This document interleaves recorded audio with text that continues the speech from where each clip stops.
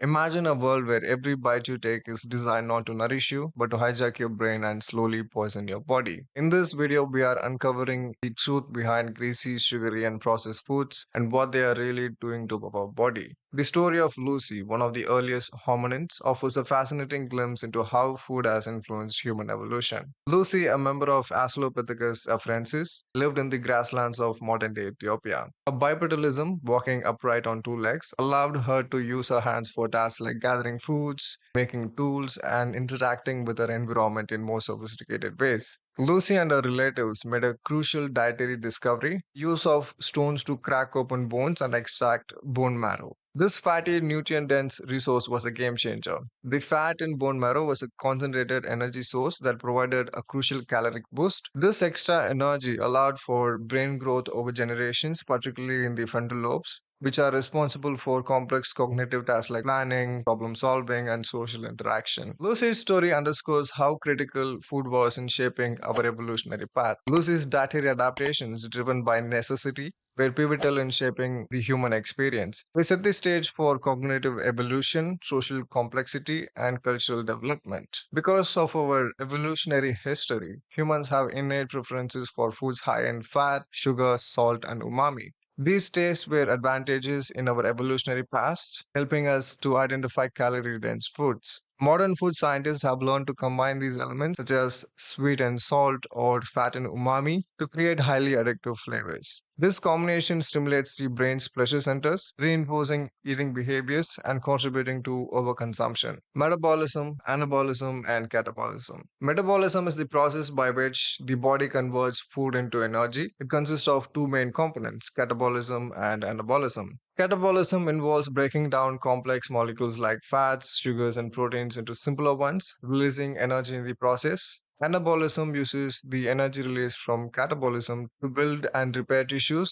store energy, and support growth. The interplay between catabolism and anabolism is critical for maintaining homeostasis. Fats play a critical role in human health, but their types and effects vary significantly. Saturated fats lack double bonds between carbon atoms, meaning their carbon chains are fully saturated with hydrogen, found in animal fats and some plant oils. Excess consumption raises LDL cholesterol, bad cholesterol, contributing to plaque buildup in arteries. This increases the risk of heart disease and stroke. Unsaturated fats, these fats have one or more double bonds, relatively unstable compared to saturated fats. They can be further differentiated into monounsaturated and polyunsaturated. Its consumption increases HDL cholesterol and help lower LDL cholesterol, reducing heart disease risk. Trans fats are a type of unsaturated fats artificially created during hydrogenation, a process that makes liquid oils solid. It's known for raising LDL cholesterol while lowering HDL cholesterol, disrupting the balance. Oxidation of trans fat generates harmful byproducts like free radicals, which trigger inflammation and other metabolic diseases.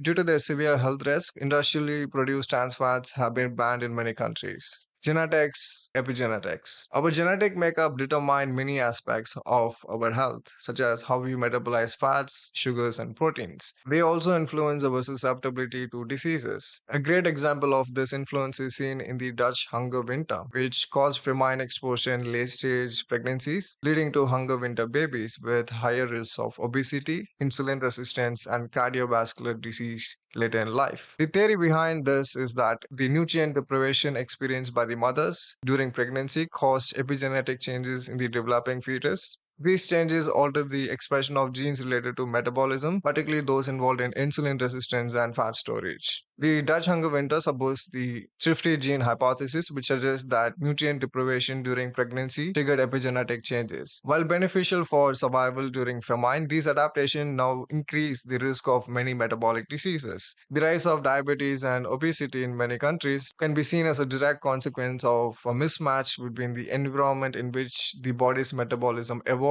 and the modern world. Historically, food deprivation shaped our biological systems, leading to epigenetic changes that were once adaptive for survival. However, in today's calorie rich environment, these same adaptations have become maladaptive, contributing to the rise of metabolic disorders. Problem with greasy foods, fast foods.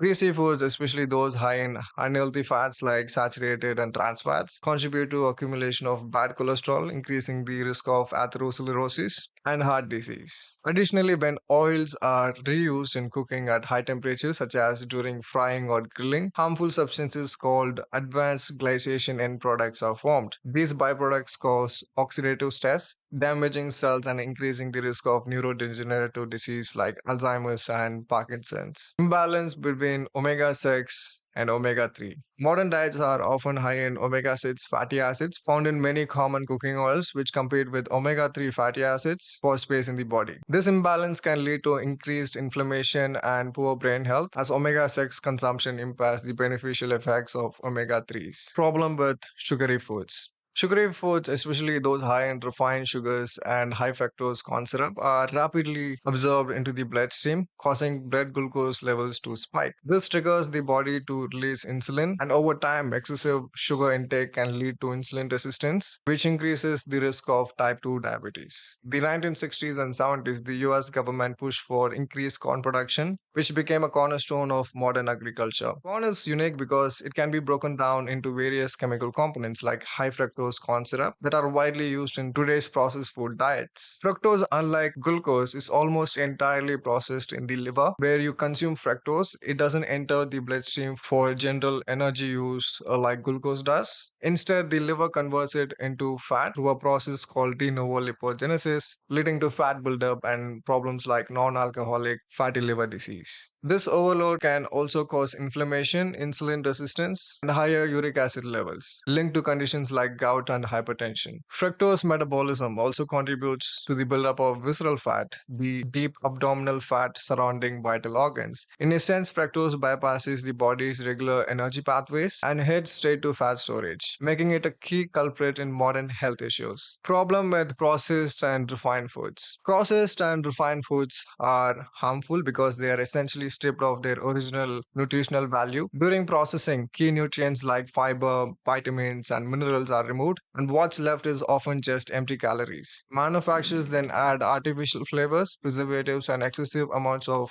salt, sugar, and unhealthy fats to make these foods more palatable and last longer on shelves. The problem is our bodies aren't designed to handle these hyper-processed foods. Without fiber, digestion may speed up, leading to blood sugar spikes and crashes, causing serious health issue in the long term. This brings us to an important concept when discussing the health impacts of our diet: glycemic index and glycemic load. Two key measures that help us understand how carbohydrates affect our blood sugar levels, particularly in relation to foods that can negatively impact our health. The glycemic index measures how quickly carbohydrate containing food rises blood sugar levels compared to pure glucose, which is assigned a GI of 100. Foods with a high GI greater than 70 cause rapid spikes in blood sugar, while those with a low GI less than 55 result in a slower, more gradual increase. Glycemic load takes both the GI and the actual carbohydrate content of a serving into account. It gives a more practical understanding by showing how much carbohydrate you're consuming and how it affects blood sugar. Fast foods, sugary foods, and processed foods often have a high GI and GL,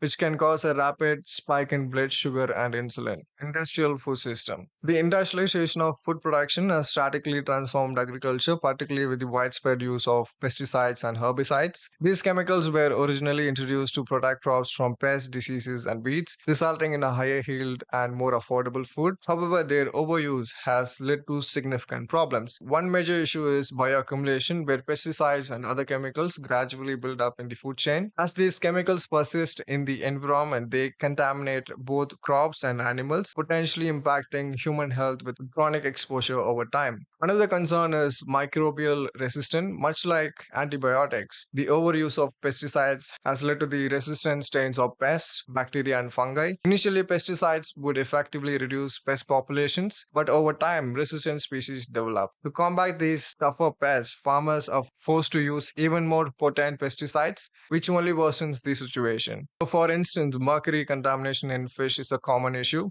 Fish that accumulate mercury through the food chain, especially those commonly consumed, pose a health risk. The bioaccumulation of pesticides and toxic metals like mercury can have serious consequences, including on mental health. Faster, bigger, cheaper. The modern meat industry operates under the goal of producing meat faster, bigger, and cheaper. To achieve this, animals are often given growth hormones to accelerate weight gain and are fed low quality, unnatural diets. They are also kept in overcrowded conditions, which significantly increases the risk of disease transmission. To prevent disease, large quantities of antibiotics are used not only for treatment but also as a preventive measure. This industrialized approach to food production has serious health implications. Marketing shenanigans. Processed food companies use a variety of psychological triggers to encourage consumption, often creating an illusion of health or happiness through clever marketing. Vibrant packaging, emotional storytelling, and catchy slogans are all designed to make their products appear healthier or more enjoyable than they really are.